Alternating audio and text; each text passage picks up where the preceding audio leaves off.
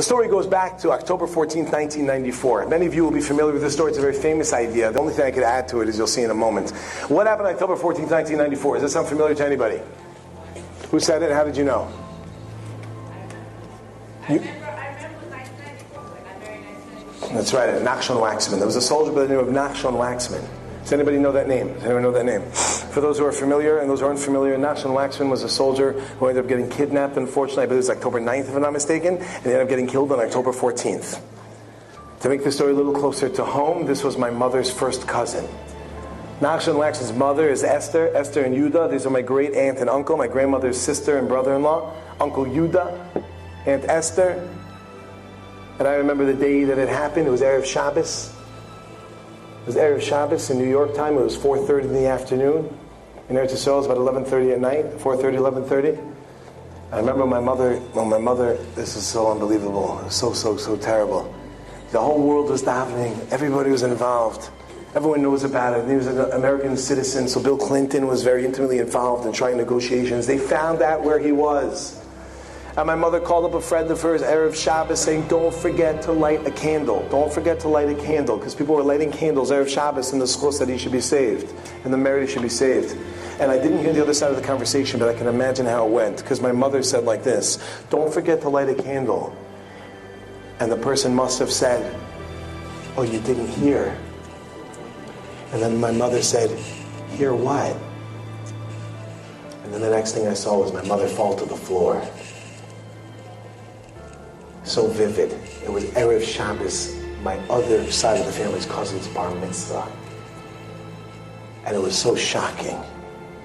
But the craziest part of the story, and something you've heard before, was what happened that Uncle Yudah went to Rav Alon. Rav Alon was the Rav. Rav Alon is a Kohen. He's not allowed to go into the cemetery, but he goes and he spoke at the funeral and he said, I need you to tell the people the following message. I need you to tell the people the following message. When I was young, I was diagnosed with a certain disease. Pardon me, I forget. Kaved. What's a kaved in English? A liver disease. Now, I think it could have been kidney. I believe it's a liver disease. That the doctor said, I'm not going to live to the age of 20. Says Uncle Yudah, Nachshon's father, my great uncle. Not going to live to the age of 20. So what can I do? So I prayed. What else am I going to do? When I hit 20, I started dating, and I met Esther. And I told her, I said, listen, you should just know. I want you to know, I verified this story recently. I spoke with him. And he said, absolutely, he told me the whole story again. And he said, and I spoke to Esther, and I said, you should just know, I shouldn't be here today. You want to marry me? You're taking your chances. So she goes, listen, most wives want to kill their husbands anyway. Ad lib. In any event, she goes and said, let's go to the doctor. They go to the doctor. The doctor says, listen, I don't know how he's still alive. I don't know. But what I could tell you is, he's never going to have kids. So what can I do? So I davened. They had 7 boys. Not right away. I mean, it was too tough. You never know now. 7 boys. Okay, and he's sick at the time, back in the day. Now it's a little crazy as well, but back in the time, if you didn't go to the army, you can't get a job. I couldn't go to the army because I was sick, so I had to get a job. So what happens? I go, and what am I going to do? So I prayed. I said, God, give me, a parnasa. So let's see what happened. I said, God, make me get better. Let me live till 20. Let me get married. Let me have children. Let me have a business. Let me have a house. Let me have money. Let me take care of me. You know what Hashem said? He said, okay, yes. And then I said, Hashem, give me back my son.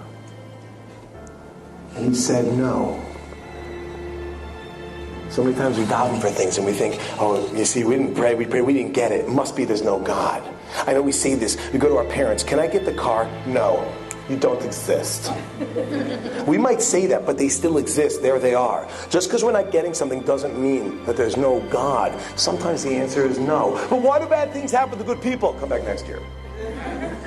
But understand that's a different category. My friends, we got ourselves the following idea. 3 ideas. Number 1, the one in which you pray, you got to understand 515 times. Number 2, you're the one that I'm praying to. Number 3, sincerity. And sometimes the answer is no.